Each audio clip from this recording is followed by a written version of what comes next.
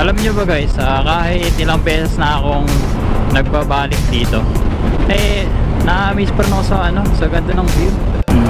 Nasa tayo guys, Pagsanhan. Dito Pagsanhan Falls kaya nga Pagsanhan Ngayon ay kasalukuyang nasa tayo, Tayabas Bypass Road.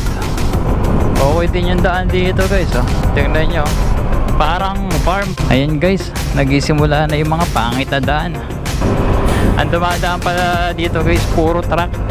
Pagka pumunta kayo ng Pasao o Bicol, ayan dito nyo makita yung seaside.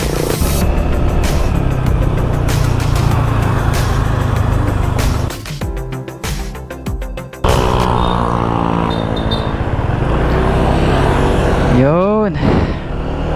Good morning guys. Grabe, tagal kong hindi nakapag-vlog Bali ngayon guys, samahan nyo kami dahil tayo ay uuwi ng Bicol. Punta tayo ng Daraga Albay. At ngayon nandito tayo sa Malolos. Ayan, Malolos City Hall. Uy. At ang oras natin ay 3:57. Sabihin natin 4 AM. Yan, bali pangatlong beses na nating uuwi ng Bicol na nakamotor. At nagpagas na rin tayo kagabi para dire-diretso na ibiyahe natin. Etong full tank na to, aabot na siguro hanggang hanggang Quezon. Tapos pagdating ng Quezon, pagas ulit tayo. Kasi nung nakaraan ganun din ang nangyari. Bali ang ruta natin ngayon ay, ang oras pala muna ng biyahe ay 11 hours and 40 minutes. Siyempre estimated lang naman to. Oop. Magbabago pa kasi yan depende sa takbo natin, sa mga stopover kung matatagalan. Oh, yan, stoplight. So, ang mangyayari guys, ang ruta natin ay pa Antipolo, ay pa Rizal. Rizal ang ruta natin, hindi tayo maglalaguna. Kasi pagka naglaguna tayo, nadaan ako ng EDSA Parañaque, naliligaw kami. Ang hirap pa naman ng U-turn doon. Kaya mangyayari pa Rizal tayo. Tapos ang tagusan natin nito siguro mga pagbilaw na Uy, luwag ng karsada. Sarap talaga magbiyahe pagka pagka madaling araw. Saka kasi ngayon holiday, kaya goods na goods. Konti lang yung mga sasakyan, panigurado na ito. Dito tayo sa may flyover. Yan, tabang. Oh, ngayon lang ulit ako mababiyahe ng long ride. Kahit nagbabiyahe tayo sa Toktok, syempre dito lang yun sa Bulacan, Pampanga. Pero ito Bicol, Daraga Albay, kaya medyo malayo talaga to. At dahil madilim pa, saka na ako magbibideo pagka maliwanag na. Mabilis naman magliwanag ngayon, siguro mga 5:30 yan. May mga ilaw na ngayon Sige, stoplight. Dapat susunod tayo sa batas trapiko. Kahit konti ang mga tao, kahit konti ang sasakyan, kailangan sumusunod tayo sa batas trapiko. Kasi mamaya may biglang mga sumusulpot dyan. Siyempre di natin masabi, diba? O ganyan, tricycle, waiting lang siya. Ito nga lang, wala nga lang timer. Siyempre pag ganyan, tamang antay lang muna tayo. Yan. So yun guys, balik ako kayo pagka maliwanag na or pag nag-stop over na tayo, kasi mahaba talaga tong biyahe natin So focus muna ako dito sa daan. Let's go. Nasa Marikina na pala tayo guys. SM City Marikina. Parang first time ko madaan dito. Yan, diretso po tayo ng Cainta. Parang dire-diretso na lang naman na to. Dire-diretso Rizal na. So wala na tayong ligaw dito. Yun, may liwanag na guys. Bali, nandito na tayo sa may sa may bandang Antipolo.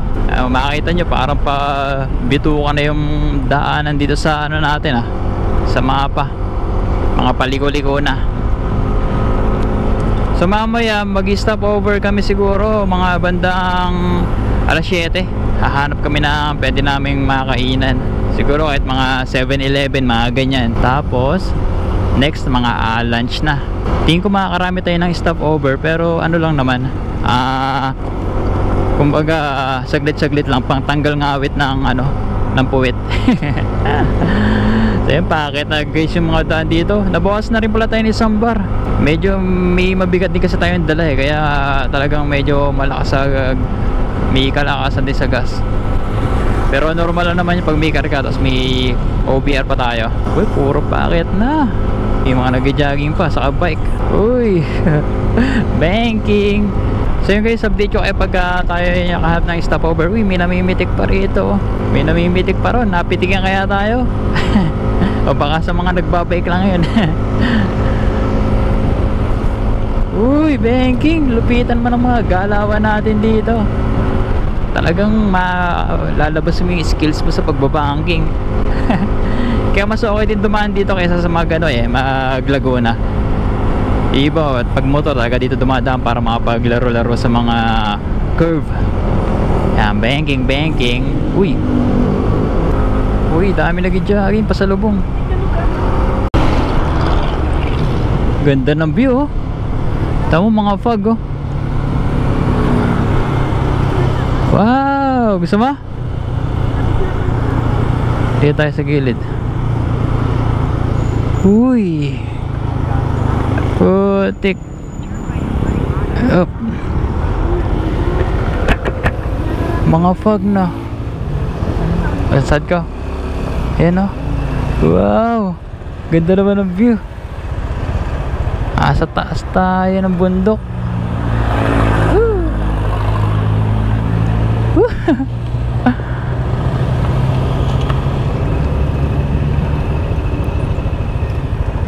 Oh, yung mga fog pa, usok-usok pa oh.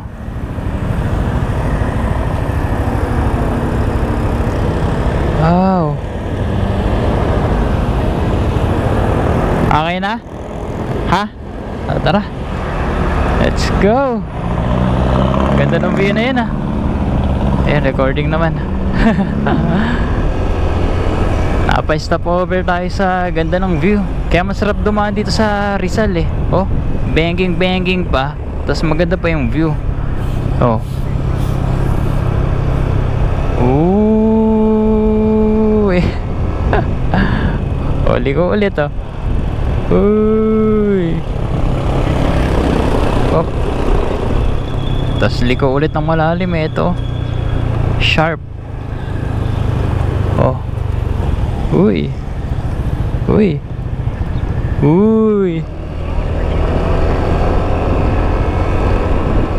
Nailo ka? Para tayo nasa Baguio. May church pa naman. Andito na tayo guys sa may malapit sa mga windmill. Kung nakikita nyo, ayun oh. Tapos puro zigzag na tayo. Oh, ayun oh. Zigzag. Banking na naman tayo na ito. Gusto mo ba dumaan dyan? Gusto mo dumaan? Wag na. Pililya. Oh, banking.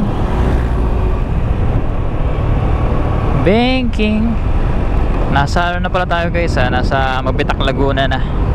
Guys, stop over lang kami dito sa sa Mabitak. Ayun ang ganda ng view dito. Pagbaba na to ng mga zigzag dito eh. Pero Mabitak pa rin yata nakakasakop dito eh. Dito kami sa may Eco Oil. Nag-CR lang din. Guys, update. Nasa na tayo? Nasa Lumban. So alam ko Quezon na yun, di ba? Lumban, Quezon. Ganda ng daan din dito. Sarap din dumaan. Mga napapaligiran ng mga puno. Nasisilungan ng puno yung kalsada oh. Ilang oras na ba tayo? Ayan. Estimated time 8 hours and 36 minutes. Kanina nasa almost 12 hours. Bali oras pala natin ngayon guys. Time check 7:58. So bumabiyahe na tayo ng ilang oras na ba? 5, 6, 7, 8. So yan, 4 na oras tayo bumabiyahe. Nasa Lumban, Quezon na. Nasa na tayo guys? Pagsanhan. Dito yung Pagsanhan Falls eh. Kaya nga Pagsanhan eh. Bali way natin Cavinti. Alam nyo ba guys, kahit ilang beses na akong nagbabalik dito, na-miss pa rin ako sa ganda ng view. Oh, tapos ang lalawak pa kasi ng kalsada. Kaya pagka nagbabiyahe ng mga ganito at nakakita ko ng mga ganitong view, talagang na-miss pa rin ako kahit nakita na natin, kahit nakadaan na rin tayo dito. Kaya ang sarap magmotor eh, di ba?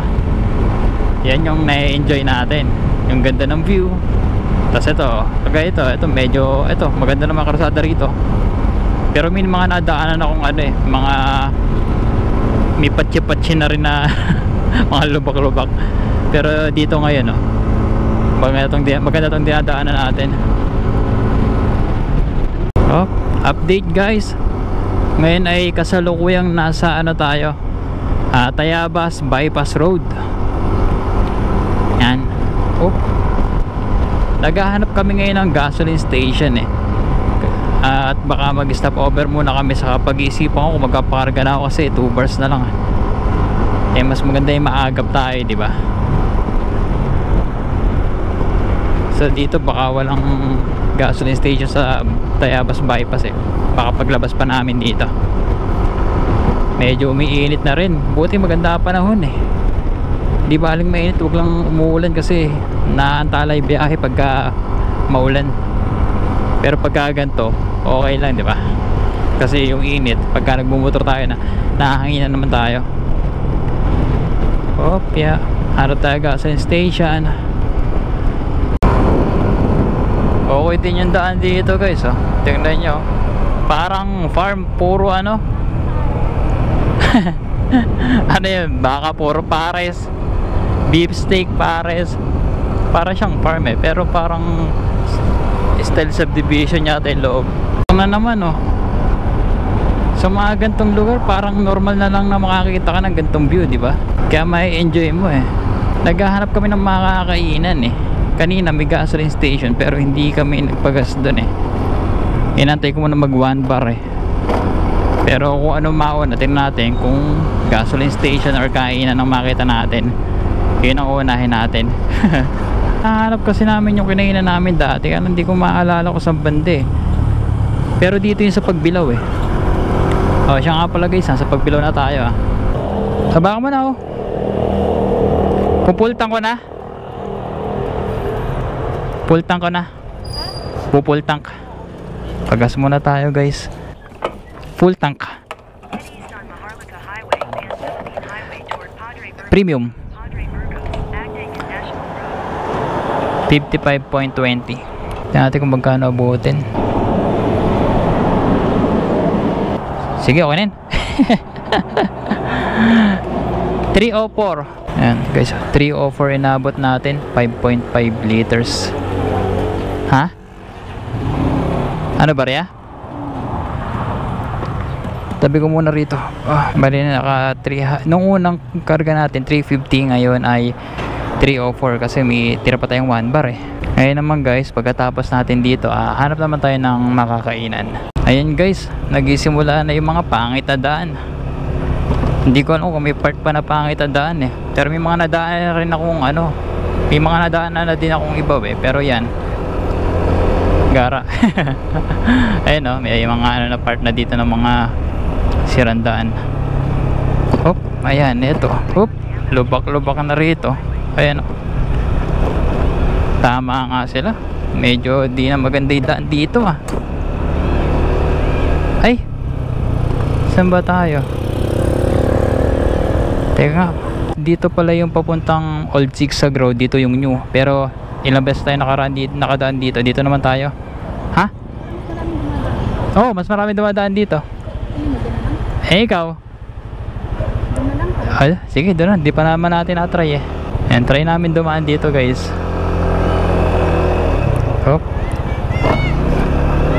Dito tayo sa Old Zigzag Road. Ay, New Zigzag Road.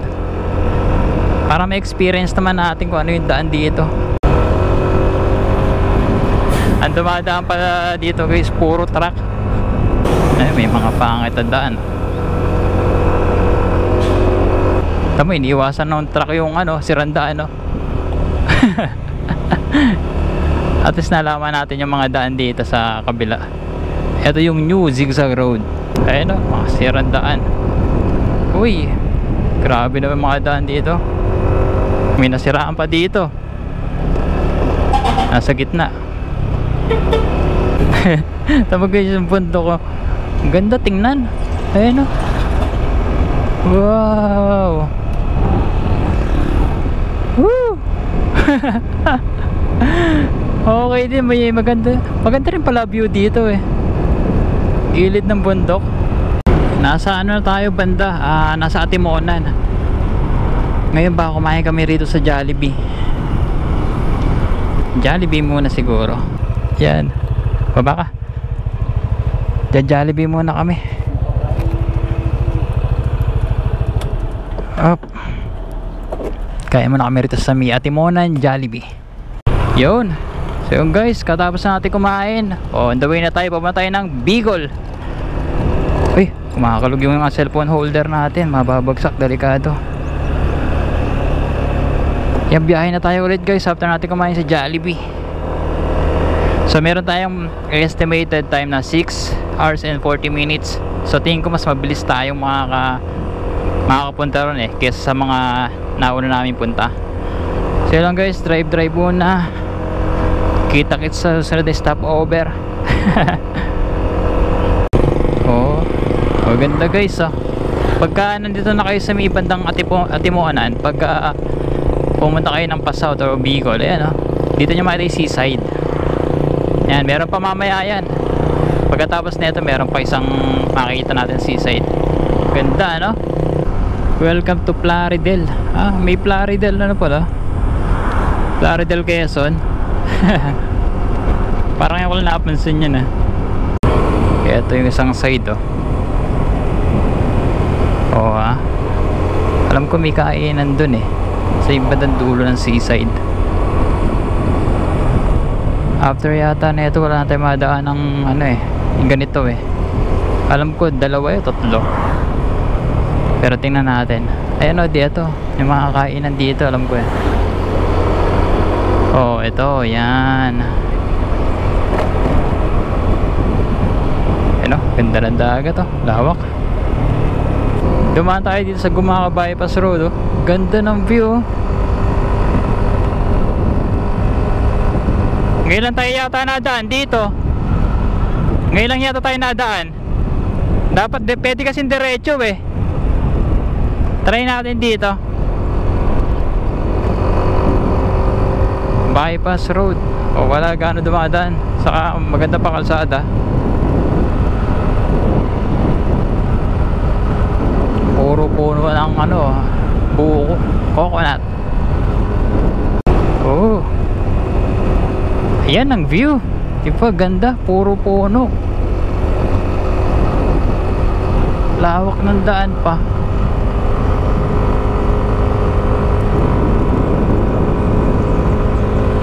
Mukhang nagdidilim sa banda ron ah. Mukhang nagbabadya ang ulan ah. Pero wag naman sana. Oh, lawak oh. Tas palusong tayo. Wow.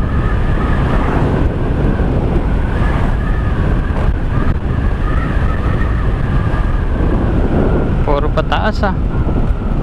Puro pa ano to, palusong. Kaya lalay ka sa preno dito. Ayan o. Recording ba ako? Recording ako. Puro kabukuhan. Ayan o. Wow. Pakalawak na kabukuhan. Ganda pala ng view dito sa mga bypass eh. Kailan kasi namin nadaanan yung mga bypass road.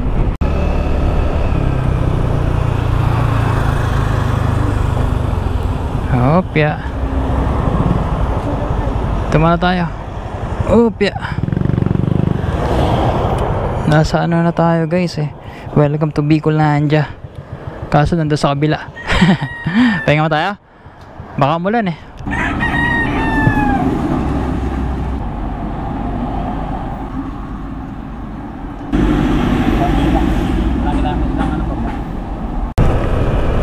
Yun. Grabe guys, nabutan tayo ng ulan. Ayun, basta yung kalsada, nagpatila lang tayo. Bali nasa Tagkawayan, Quezon na pala tayo. Dalawang beses kami nagpatila eh. Una wala nang ulan, tapos nung maandar na kami biglang bumuhos na naman. Pero alam ko wala namang bagyo eh, sa panahon lang siguro. Bali update guys, meron tayong 4 hours and 49 minutes. Matagal pa, pero bali 218 kilometers pa. Pero kayang kaya yan. Hirap pa naman pag motor pag umuulan. Nagkapote na nga ako eh. Yung nagkapote naman ako, biglang nawala. Oh guys, kita nyo, ang daming lubak dito. Ito pala yung mga lubak. Puro nasa gitna. Etong right side mo malapit na rin eh. Bali papunta na tayo ng Limbanan ba. Kailangan nakapag-open ang camera kasi bukod sa umulan kanina, nag-focus tayo sa daan kasi puro lubak din eh. Buti hindi tayo nalulubak ng malala. Naiiwasan natin. Kaya dapat saktong bilis lang eh. Alright guys, ginabi na tayo. Medyo nakakapagod na biyahe no. Bali nasa Daraga na tayo no. Kaya lang nag-stop over lang yata kami bago kami pumunta ron sa bahay. Bali ang dami namin nadaanan, yung malaking sardinas, yung toyo, yung sili. Kaya lang hindi ko napakita kasi gabi na eh. Try nating balikan sa sa mga susunod na araw no, pagka nagkaroon tayo ng time na mag-ikot-ikot dito. Pero sa ngayon kasi magpapahinga muna tayo pagdating natin sa bahay eh. Ayan, dito tayo sa sa Shell tayo no. Ayan, eto stop over lang muna kami sa Shell. At ang sakit sa puwit.